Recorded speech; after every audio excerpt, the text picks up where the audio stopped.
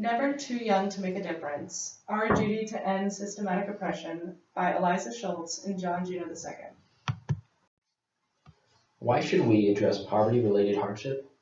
By examining the works of Iris Marion Young, we will demonstrate how poverty stems from systematic oppression. We will show that systematic oppression deprives people of their basic human dignity. Then we will present Hardin's contradictory view on systematic oppression to show that we must address it. Furthermore, by analyzing Rawls's theory of justice, we will explain that this deprivation caused by systematic oppression is morally impermissible.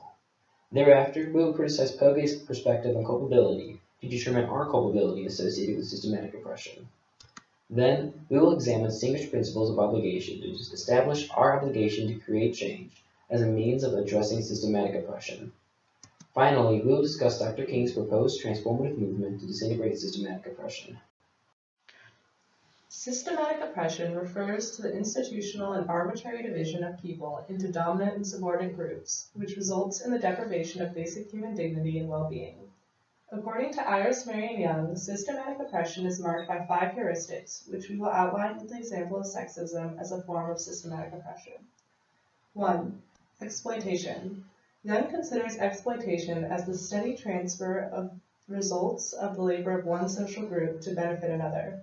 For example, women in American society are exploited by the wage gap. 2. Marginalization. Marginalization is the exclusion of certain groups from social, political, and economic participation.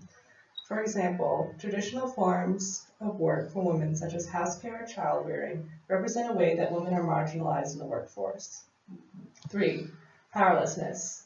Powerlessness refers to lacking the ability to decide policies or results, lacking the opportunity to develop and exercise skills, and lacking autonomy, etc. For example, despite women constituting roughly half of the American population, they only hold 17.9% of the seats in Congress. 4. Cultural imperialism. This refers to the establishment of characteristics of a dominant group being a norm, and characteristics of a subordinate group being deviant.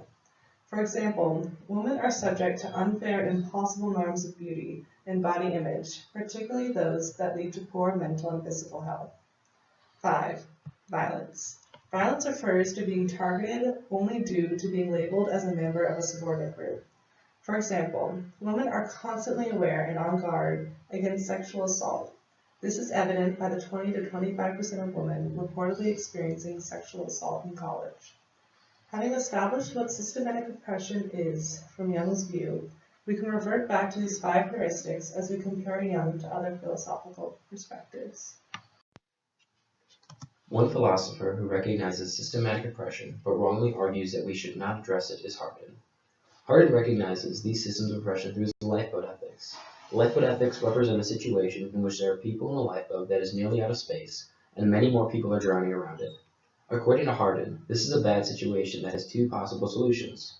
The first would be to give up your space in the lifeboat for someone else. However, this entails self-sacrifice, which Hardin argues makes it an impermissible option. The second would be to fill the lifeboat beyond capacity, so that everyone can be in it. However, Hardin argues that this would cause the lifeboat to sink and everyone to perish, which also makes it impermissible. Thus, Hardin argues that there is no solution to these systems of oppression that doesn't come with a morally comparable cost. Therefore, Hardin has fallen into the trap of ideology, as he is treating these systems of oppression as inevitable and naturally occurring. This perspective is incorrect, and while Hardin has accurately depicted systematic oppression, he fails to recognize that this best solution would be to change the systems so they are not oppressive. Rawls' theory of justice indicates that every person has an equal right to basic liberties, and 2, inequalities must be arranged so that they are to the benefit of all. This theory rests on the abstract veil of ignorance, which removes people's arbitrariness in making decisions in regards to rights, policies, etc., when establishing the social order. The purpose of this would be to create systems that are not oppressive.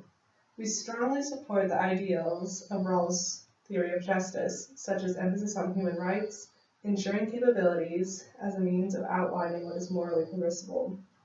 However, we are critical of the real-world application of this veil of ignorance. That is, we are not convinced that someone could truly stand behind the veil of ignorance. Nevertheless, his advocacy of empathy is essential to creating non-oppressive systems. Poge also recognizes systematic oppression and argues that there is a culpability factor involved which entails that those culpable are obligated to address the issue. However, Poge places culpability on large institutional groups rather than individuals, which bears the implication that individuals cannot and should not address poverty-related hardship. We disagree with this. When utilizing Poge's argument, it is easy to separate ourselves from the problem. We, as college students, for example, are simply too young and hold too little political efficacy to inflict real change. Instead, we should look to the higher-ups, such as those employed in government agencies, to create the change necessary to ensure that people receive the justice that is right and fair. Young's argument counters that idea. She believes, and rightfully so, that we are all capable of change, and that even the most grassroots of movements, such as protesting the use of male and female identifiers on applications to remove the false binary of sex and gender, which perpetuates sexism. Thus, we would argue that the culpability that Poge addresses is on individuals instead of institutions.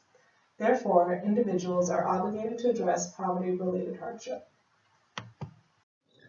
Our proposed obligation to address poverty-related hardship stemming from systematic oppression rests on Singer's utilitarian principles.